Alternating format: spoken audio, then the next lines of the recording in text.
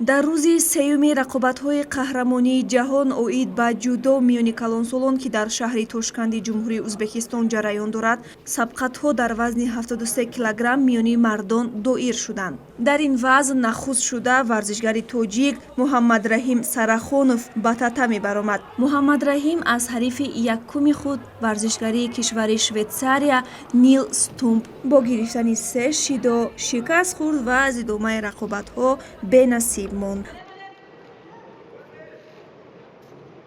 варзишгари шинохтаи тоҷик Беҳрӯз Хоҷазода дар даври аввал бо намояндаи Фаронса Бенҷамин Аксус нерӯ санҷид. майдондори маҷрӯи шадид касб кард ва то голденскор идома ёфт. дар голденскор Беҳрӯзи Хоҷазода дар иҷрои усул муваффақ гардид ва заҳри дарёфту рохати даври дуюмро ба даст овард.